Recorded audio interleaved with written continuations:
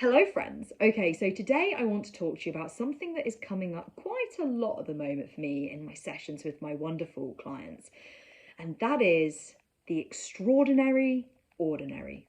Now, there are two times where this shows up in the recovery journey, and I want to share both of them with you because I think they are really, really important things to reflect on and to be aware of. First of all, when you are challenging fears, rules, disordered behaviours, disordered patterns in recovery, there is absolutely a necessity to celebrate the challenging of those things. And that is at every single step along the way. It doesn't matter if you are right at the beginning of your journey, or if you are middle of the way through, or you're right towards the end. Every single step that you take away from your eating disorder is valid and valuable and needs to be celebrated. But I think what's also important alongside this is to recognise that so much of what you will be celebrating is what I'd call the extraordinary ordinary. For example, you go out with some friends, you order what you want off the menu, and you get a pudding as well. And you come away and you're like, yes, I did it. Now, maybe eating disorder is really noisy in your head, and maybe you're noticing that, I don't know, you go home and your family are like, or your friends are like, oh, well done, that was really good. And sometimes, it's lovely and it's important to have that support and that encouragement. But sometimes it can create that little bit of turmoil where eating disorder is like, it's a big deal. See, it's a big deal. They're making it a big deal. And I think this is where we have to reflect on this is the extraordinary ordinary. From the recovery perspective, you kicking butt, it's extraordinary.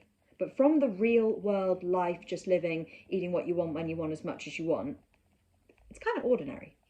And so all of these different things as you go through really channel those vibes of this is the extraordinary ordinary. And I think this is especially useful if you are somebody who noticed your eating disorder playing the card of, oh, this is excessive, this is unnecessary, this is, and it tries to really use that as a deterrent for moving forwards. It tries to be like, this is so unusual, no one would do this, no one would go out for dinner there and then go out for dinner the next day, and it tries to really use that as a weapon against you. This is an amazing time to remind yourself, no, actually, no. This is the extraordinary ordinary. It's extraordinary because I am choosing to challenge my eating disorder, and that's a bloody extraordinary thing because recovery is hard. You are strong, recovery is hard. And it's a really ordinary thing. It's something that actually, as part of your recovered life, it's going to be there. I know that for myself in recovery, there were times where my eating disorder would use fears around, well, is this a recovery thing but not a recovered thing, as this almost, like I say, like a weapon. And actually it was so valuable to remind myself, no, this is a really average thing. This is a really bog standard average thing. And yes, it feels like a big deal at the moment, but actually this is something that is part of normal life and is going to be part of my normal, recovered, food-free, joyful movement living life. So that's the first way in which extraordinary ordinary turns up. The second part, which I also think is an amazing, amazing thing to reflect on, is that when you have been through the recovery process, when you have lived with an eating disorder, and I imagine this is something that resonates for a lot of people who go through, or anyone who goes through something really challenging.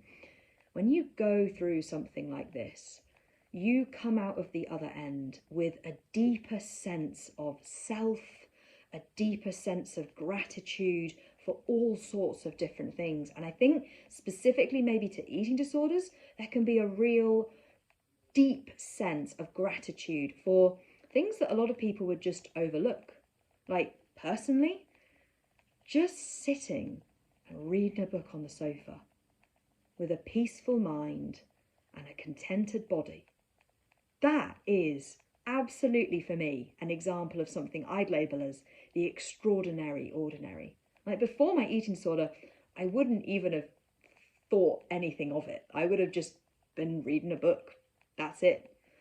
But I think when you go through something like an eating disorder and you experience the turmoil and the battle inside your head and you go through that process, it means that when you come out the other side, actually There's so much learning and gratitude and trust and just so much growth, that comes with that. That there are those moments that you think, this is the extraordinary ordinary. Those moments where you're just sat with friends and you're just laughing and you're present and you're not thinking about food and it's easy and it's anxiety free. That's the extraordinary ordinary. That Christmas morning where you're only full of excitement for the day. That's the extraordinary ordinary. That time where you've had a really horrid day and you just come home and you look after yourself and it's quiet and easy and natural to be able to do that, and there's no eating disorder trying to hijack or piggyback off or kick you while you're down. That's the extraordinary ordinary. These are all examples of times where before or without an eating disorder, you might just overlook it. You might think, it's just life. But actually, when you've been through the journey of living inside an eating disorder and you have done the work of recovery and you've been through that battle, just sitting on the sofa and reading a book, the contentment, the peace, the stillness, it's glorious, truly glorious. And so that is the extraordinary ordinary. And I think there is massive value in searching for, seeking out, and holding on to glimmers. Glimmers are those little moments of joy. They're those little windows of hope. They're those little flickers in the day of happiness, of contentment. And when you are in an eating disorder, and when also you are in recovery, those things can feel few and far between. And I think actually this is where it's so important to look out for those glimmers. And when you're in recovery, those moments where you come away and you think, I went and did that. I went and did that. I challenged that. Isn't that cool? And there's that recognition that, well, it was just going out and doing this. I want you to, rather than just immediately jump at yourself and be like, yeah, but it was just that, wasn't it? Or rather than leaning into that feeling when people are complimenting you and you know that eating disorders like, see, yeah, it is a big deal. Actually, just rewind and just let yourself say, this is the extraordinary ordinary. This is me choosing freedom. This is me choosing to change behaviours, to challenge fears, to do the opposite actions. And it's hard. And that means it's kind of extraordinary. Every single step that you take away from your eating disorder is valid and valuable. And the things that you are doing, they are gloriously ordinary, normal things that are going to be a regular part of your eating disorder-free life. So hold on to those. And if you are further along this process and you are really starting to revel in those moments of appreciation for the contentment and the stillness and the peace, look at those as well through that lens of the extraordinary ordinary and celebrate them because you've worked bloody hard for them. Celebrate them, embrace them, enjoy them. And generally, around and about this, keep your eye open for glimmers. They are there. The little moments, the funny little thing your cat does when it comes into the room that makes you smile, the little bit of that book that you just laughed at slightly, the kind message that you get from a loved one that just creates a moment of stillness in your mind, the way that the sun is shining that day, or the way that that weed is just growing again, and it's got an amazing propensity to grow in every single situation.